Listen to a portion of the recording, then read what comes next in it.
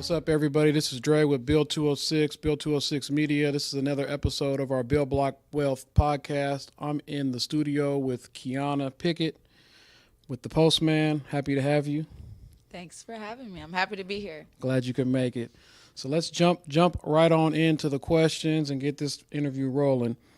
Can you tell us a little bit about yourself and your background and how you got into doing the work with the Postman or opening the Postman? Talk about your vision and your husband's vision. Can you share a little bit about that? Yeah, so I'm born and raised in Seattle. I'm not from the Central District or the South End, so people might not know me, but I grew up in Park Lake Homes, which is on the west side. And fourth grade, I moved out to the highway, which is still King County. So I like to tell people I'm from King County. Right. Like, I don't even talk about a city, a family. neighborhood. I say I'm from King County, just Right. like you hear Miami-Dade County. I'm from King County. I have a lot of relationships broad across King County, but that's where my upbringing came from. And I met Devon when I was 19. We went to college together, and we just started planning for the future and wanting to be entrepreneurs. We knew that from the jump, that we were both hustlers, and we just wanted to keep that going, but in a legit way. Right. And taking everything we've learned in our youth and like growing into our adulthood with that. So how did you guys come up with the ideal for the Postman? I know you're talking about being an entrepreneur, but where did that spark from for y'all? Yeah, so we did it also, like, we made a list. As cliche as it sounds, we literally in college made a list of businesses we would like to get into. We had gentleman clubs on there. We had mailbox business. We had grocery store, food, restaurant, like anything you can think of. A clothing boutique was actually our first business we started that didn't take off at all. Right. It was called Mateo Lamar. We were taking French and like we were into some other stuff, but that didn't take off.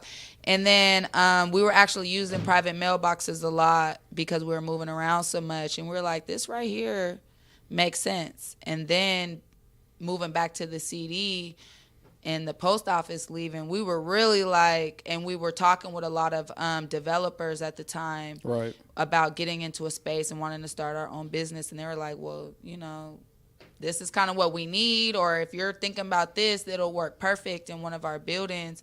So we just, once it worked, that was like what we started planning at. And we started planning the Postman in 2016 and Right. didn't open until 2018. So it was a good 2 years of just jotting down ideas. Planning it out. So it sounds like you guys always wanted to be an entrepreneur. It sounds like you tried some other ventures and this kind of tested the waters to see how things are going, but also sounds like what you explained was kind of a market analysis. You kind of figured out what the need was with the post office going down, talking to other business members, and really just going from there and filling a void that community needed. Yeah, definitely. And just Devon being an athlete, it was like athletics are only going to take you so far. Yeah. So that's could be a plan A or a plan B, but you have to have that other, like, what's the longevity? Right. So we knew entrepreneurship was that. And getting into the mailbox business, that was like, you can retire off of that. You can be a basketball player or athlete for so long, but something that you can come home to. And that's what he did. He came home to it, and we just kept it going. Yeah, that's real. Having that longevity is real, especially when you're talking about building wealth, right? Even folks that make it to the NBA a lot of times, or the NFL or whatever it may be, it's usually a short period of time. And they may get a lot of resources, but they don't really know what to do with it, then it's kind of for naught, right? So I think, it's great that you guys at that young age, or at the young age when you guys started, even thinking about entrepreneurship when you guys was like in college and stuff and started mapping stuff out, is you guys were ahead of the curve, for sure. So what motivates you to continue the work that you do, and like what's your why? You kind of talked about it a little bit, but like what motivates you like to do what you do in the community and the work that you're doing, and then like what's your why for doing what you do? So the why is like built into our business, keeping communities connected. For me personally, that why is important just because of my upbringing and feeling like I don't just have my own community. I've had to embrace being more like, I like to refer like a dandelion. Like, you blow me, I'm going to land, and my seeds are going to sprout, and that just becomes what part of me.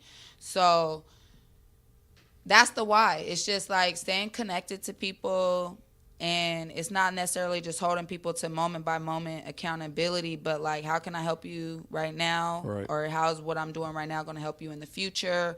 Or how's my life laying down a foundation that's going to help my community, my children? And I think of my children a lot because then they have their friends. And if I think of them, then that's like thinking of the whole community. Right, and keeping folks connected is so dope. Just with the mail and community, and just seeing how the communities come around you guys to really support is dope too. And this shows the impact that you guys have on us. And so I wouldn't say you have no community. I think you got a lot of community. But I liked your analogy of the dandelion. But that was dope. Like, my seeds are gonna, wherever I land, I'm gonna plant roots and flourish. Right. Mm-hmm. So yeah, I think it's dope. Your guys is just even talking about keeping community connected is, because that's really what mail is, right? You know, and these services really is, but it's really, what I'm hearing from you is bigger than that. It's about the legacy, it's about community, it's about your kids. How do we keep everybody connected together as a community? And like I said, once again, filling that void with the post office leaving the CD, Yeah. you know, this is a huge need. And like just with the address in general, when you think about being a citizen, your address is like one of the most important aspects to being a citizen of the United States. Right. It like makes you somebody. If you don't have an address, it's like, hold on. Right. What are you really about? Where are you? You're like nobody at this point. We can't trust what you're doing. Right. So providing addresses with a professional street address, it allows businesses, it allows personal use to like have that foundation. So then they, wherever they're at in their life, they're able to continue on. And that's what we think for having an address in the CD. And then we're going to have our second store on South Willow, which is the South End, but still Martin Luther King. Right. Is that we're providing addresses, a foundation. We're just coming into neighborhoods that are already here, and we just want to continue to grow with what's already here. And yeah. Yeah, that's real, about especially the business aspect too. Is like, people don't really take you serious. Like, what do you do? Mm-hmm. How do I get in contact? What's your address? It's like, well, I don't have no address. I just work out of here and there, and so on and so forth. So I agree. It gives you some level of credibility when you have that address. Hey, mail it to me, or here's where my shipping address is, or whatever. That really makes a difference. So I agree with you on that. So describe, and you talked about this a little bit. Describe your journey, whatever you describe as success. Like, what would you say your journey towards success was? And what has been like your biggest lessons learned? That's a good question. I'm huge on words, so I'm trying to like break up the word success. I know I've looked it up 100 times. Can't think of it right now. But what was the second part you asked? So describe your your mission towards success. You know, like how you're moving towards success. And then what are your biggest lessons learned in that? So, you know, the steps you took towards being successful, and you may consider yourself successful, or you may think you got a lot more to go to be successful, right? So towards success, and then like, what are your lessons? Like, what lessons have you learned through that process? So I'm going to start with the lessons I've learned. I've learned that in success, that everything adds up. If you're faithful, you believe that everything that comes into your view, into your, what I like to call your mirror, is on purpose. Like, you're not going to miss nothing that's for you. If you miss it, it wasn't for you. So those are my biggest lessons, is to, people will call it positivity, but it's just like taking the moment and not even putting on positive or negative, but just everything adds up. And so that's like my biggest thing when it comes to success or lessons learned, is like nothing's done in vain. And if you go back, I'm a data person. If you go back and look at your data, it's going to add up one way or another. But it depends on what your mind intent is. If you want to feel angry and you look back, you're going to see nothing but things that are going to anger you. If you want to feel love and you look back, you're going to see that. If you want to look back and see what we think is success sometimes just seems like I accomplished something or I'm making it further. But sometimes being set back is success, because you're learning something that maybe you didn't learn before. Like in astrology, it's called retrograde. So sometimes you got to go retrograde, but Right. that doesn't mean you're not being successful. So like in the store, I like to tell customers, I am grossly optimistic. It's going to sound gross. It might make you sick to your stomach how much I'm just like, nah, that's going to work for you. Or like, let's channel that some way. Let's figure out how this situation's happening for you, but how can we channel that to like be what it is that you want, what you're seeking. So those are my biggest lessons that I try to like for myself and to share with other people too. No, that's dope. Thank you for that insight. It was a dope breakdown. So we're going to take a quick commercial break. We'll return here in a second with the Miss Keanna. Get informed about your rights as an employee working in the city of Seattle.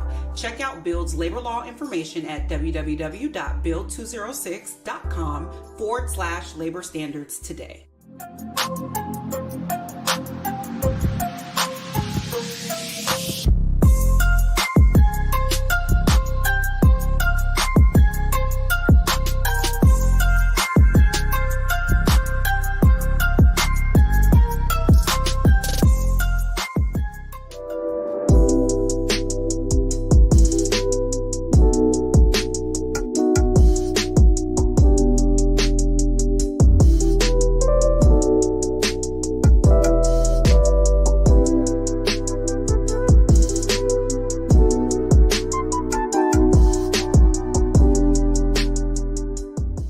Welcome back to the Build Black Wealth podcast. We are here with Keanna from the Postman. Thank you again for joining us. So we're going to jump back in.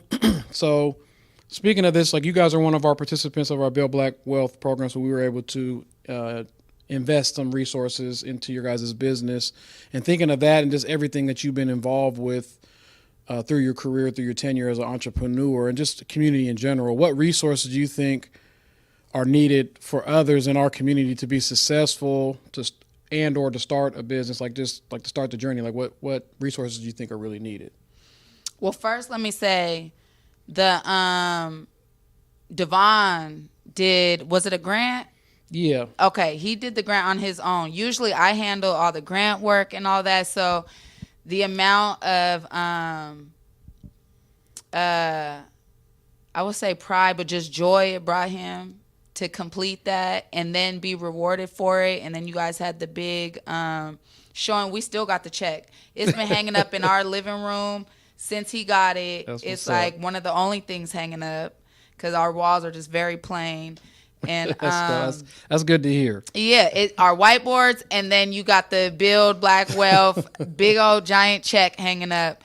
And I think it just reminded him that, like, yeah, if I wanted to do it, I can do it. Because all the time it was like, you know, I'm filling everything out. People would be like, oh, that's the brains. Your wife's the brains. So there was times where that's cool and all, but being able to do it yourself and realize, like, yeah, my wife got brains, but right. I can do this too. So that was important. And, like, when he went to the thing, I sat in the car. I thought I could come, like, I wanted to come in and stuff, but a lot of times I tried to promote for Devon to just go ahead. Like, right. I'm here. I got your support, but I want you to, like, do this on your own. Like, feel what it feels like to really accomplish something that you normally just be like, wifey got it, right. or my assistant got it, or somebody else got it, because he delegates. Like, probably the best delegator I've ever met is Devon, because it's like, dang, you get everybody to do everything.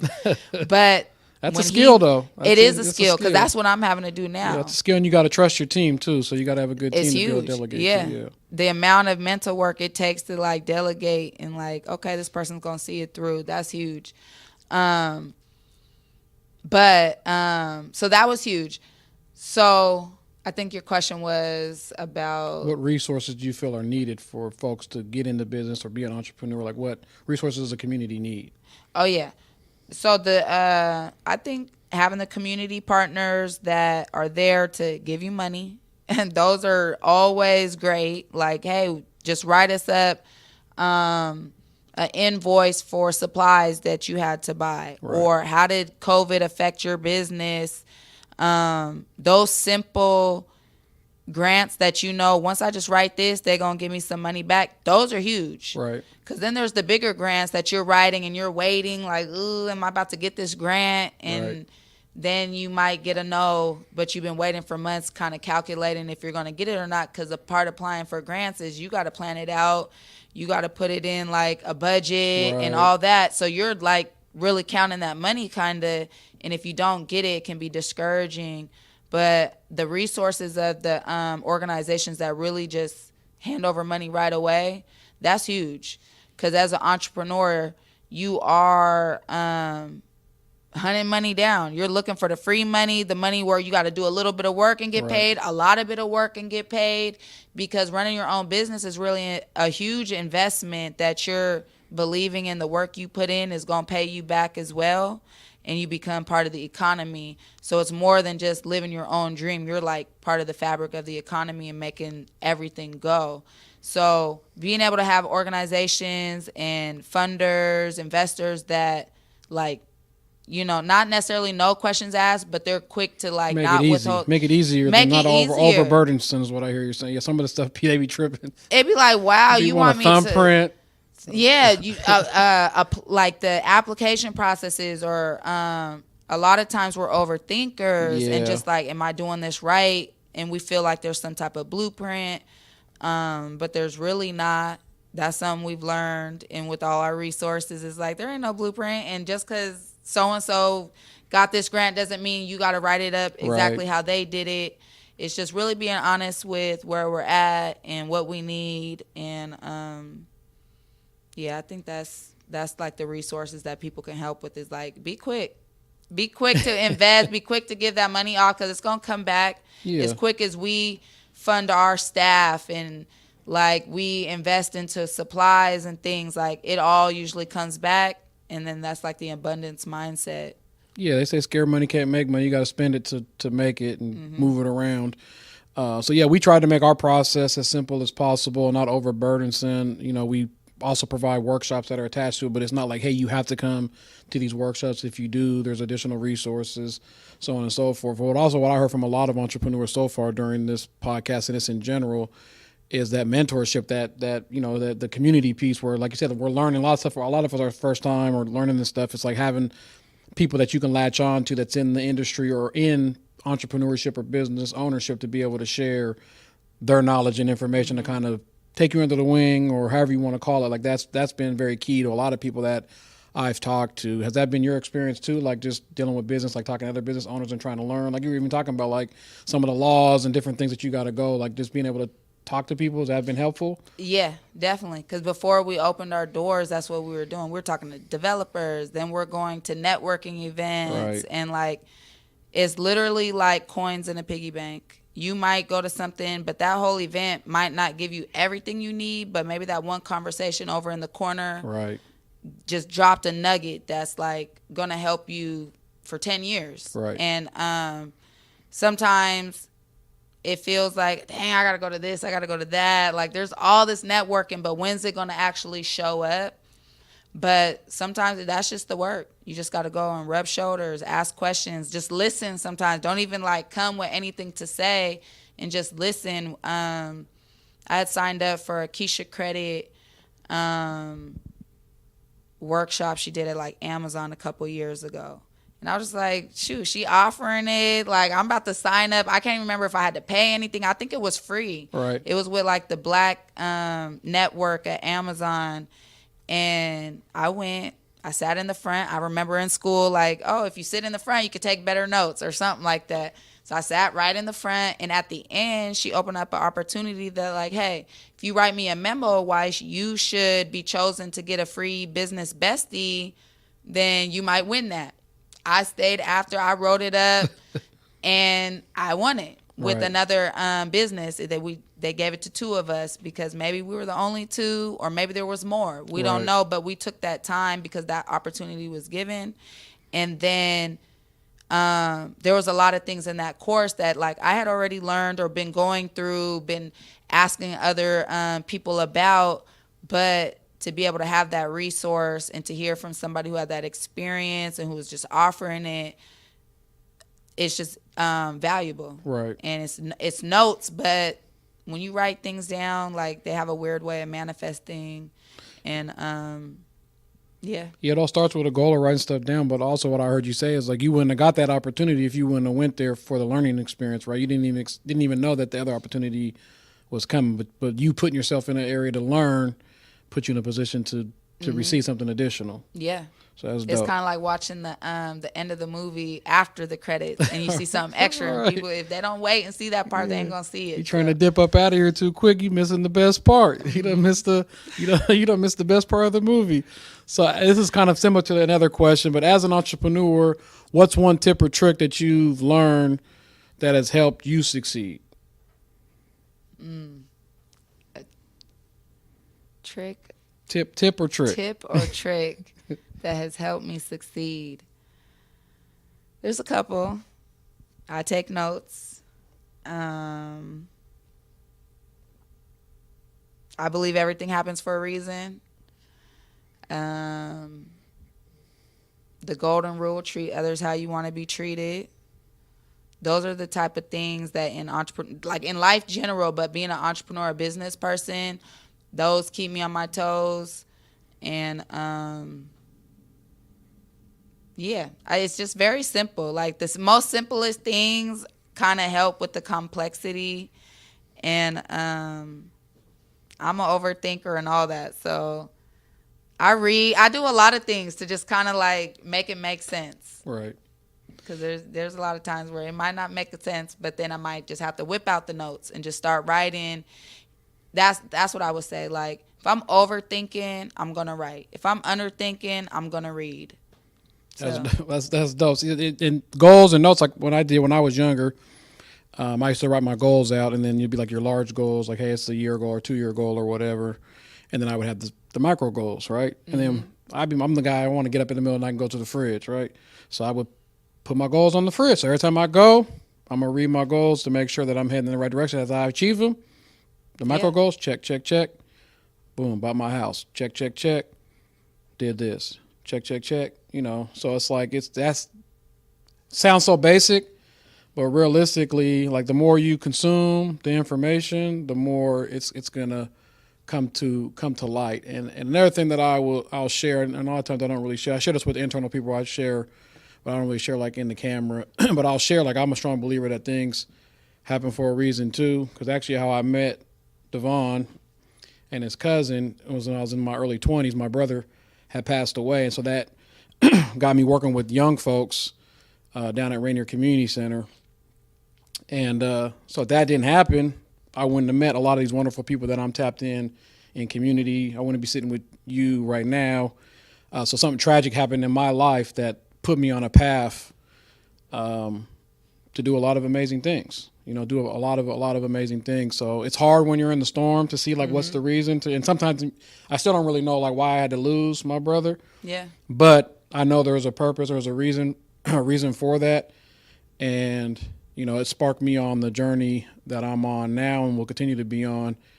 So I just wanted to share that based on what you said, because it's sometimes when you're going through trials and tribulations, like I know you're dealing with right now, it's really hard to really see like what's the purpose. Yeah. But there is. I agree with that. I'm a strong believer that there is a reason for everything happening, because if it doesn't, everything's connected in life, and when you're in the storm, it's hard to see the silver lining, but the silver lining is always there. And see, I started building off that faith time before Devon was murdered. Like, that was something like we talked about a lot. So then once the time came, it's like, now I got to practice what I've been preaching, what I've been studying, what I like feel like I really believe, because it's easy to believe it when you're not losing somebody's life. And but then when that happened, I had to tap into those tools. Otherwise, I don't know what I would have did. If I didn't tap into those tools of believing like this all has purpose, and then the way the community just flooded into support immediately, right, it just kept me afloat and didn't allow me to sink into the why and how could this, and like it happened. Right. Now we're going to move forward, and it's like, cold as that might sound, or whatever that sounds or feels like to people who want to take a lot of time, like I've already took a lot of time. Right. My life has already been what it's been, and I can't take no time when we've planned so much to move forward. Right. That would just be in vain of like, now I got to take all this time when we've already planned this out. Like, we've already decided what we want to do, so there's really no question.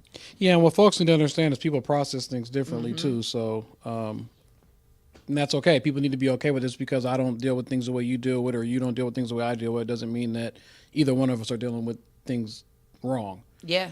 So everybody processes things differently. But I just wanted to share that with you and the folks, because it's like I'm a strong believer that, and I didn't learn it like you did. I didn't learn it before it happened. It's like as I've gone through this process, I've been able to reflect back and look like, man, I done met people like Larry Evans, Isaiah Anderson, Devon, his cousin Dale, like all these people I've came in contact with off this tragedy of losing my brother. And I've been able to secure resources to inject it into the community, make it non-burdensome. So I've been able to do a lot of events, a lot of activities and things, and I think it made me a better father, for my son. I think there's a lot of things that, it just was kind of a wake-up call. You asked me earlier about lessons. So a lot of times we say our lost are lessons, or, something like that. And I don't like to believe I lost Devon. I like to think, and this is doing my grief work with Good Grief, which is a woman in the CD, is that they transition. Right. And in their transition, they're still giving their self. We might not see their physical body or whatever, but that inspired you to do the work that you're doing. And so your brother's living on. It's definitely not the same, and nobody's going to argue that. Right. But all we have is what we didn't lose to keep pushing us forward. And I think you have more to gain than to lose, because look at what you're doing now and how many lives you touch. When I met Devon, you were there. Like, not necessarily there at that day, but like he was hooping. He was going to late night still. He was only 18 when I first met him. And I remember seeing you. And I always remember seeing you just throughout the years. And so that's how people are going to be now that Devon's physical body's not here. I didn't lose him. We didn't lose him, but he's propelling me forward. He's inspiring me, motivating me more than he probably ever has, because now it's just on my plate. Like your brother, maybe it's just now all on your plate, but he's there still in your memories, just in your DNA, to keep you finding purpose in that. That's dope. Thank you. Yeah, absolutely. That's dope. What is the best advice you can give somebody, who wants to get started? Like they're struggling to get started. Like, what's the best advice? This could be business, personal, whatever goals. So you talk about goals and things like that. Like, what's the best advice you can give somebody? Best advice, and advice is just additional advice. Like, what works for you? I'm giving you what works for me. I write things down. I listen to music. Just stay open, and things will kind of come to you. And just give yourself grace. I would say grace is a huge thing that I've learned over the years. And grace, what it is for me is like time, space, just honoring your feelings. I'm a big feeling person. I'm not big on words, but I'm big on like, what do I feel? What do I smell? What have I tasted? What's my appetite?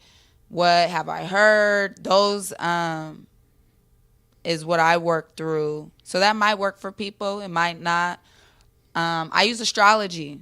I use a lot of things to tap into myself, because I think the deeper you go with yourself, right, then you're able to spread yourself or open yourself outward, and vice versa. You open yourself outward, you're absolutely going deeper with yourself, even if it feels like, all I'm dealing with is other people and not my own stuff. But that's part of dealing and realizing for yourself that you might be more of a Mother Teresa type, where you deal with a lot of people, but that's still you. Right. Or you might be more to yourself. Me, I sit on the couch and I can get to going on my phone and on my iPad like nobody's business. Right. But that's what works for me sometimes. And I would say that's just my advice is just tap into what works for you, and not being like comparing yourself to other people, because what works for you might not be like my jam. But yeah. So find what works for you and lock in on that. Yeah, and really it's not just one thing. Right. It's just not like that's like being more open to this work for me today, but right, tomorrow it's going to be something else. Or maybe for 5 days in a row, 3 months, I'm doing the same thing. That's the grace. Right. The grace is really like, okay, at this moment, I'm somebody different than I was a moment ago, because really our sales change every 30 days. Like, we're never the same person that we are physically, mentally. It all just runs in and out of us. So if we give ourselves that grace, then we can accept that we're forever changing. We're forever collecting energy and giving out energy. And that'd be my biggest advice. That's dope. So how can folks get a hold of the Postman? How can they stay tapped in, do business with you guys, support you guys? How do people get in contact with you? I need to have that on a sweater, because like we was talking about our memory, I'm pretty sure we're the postmanseattle.com. And mind you, I made all these handles. All right. If you want to reach out to us and find out what we're doing, what we're up to, what we've been doing, what our plans are for the future, you can tap on with us on our website, which is thepostmanseattle.com. We're heavy on the Instagram. I don't know why it's Instagram. Maybe because it feeds to Facebook. It's the metaverse. But on Instagram, we're the Postman_Seattle. And that's where we post a lot too first. And then it goes right to our Facebook. We have a LinkedIn and all that good stuff that we need to update. But if you follow us on Instagram or hit our website, that's going to be the best bet. And their information is also in the description, so feel free to tap in. So I want to thank you again for taking time out to come chop it up with us and share some of the gems, some of the knowledge, some of your mission that you've been on to open up a business, and just the work that you're doing as an entrepreneur. Yeah, thank you. Thank you guys for having me. So once again, this is Dre with Build 206, Build 206 Media. Until next time, peace.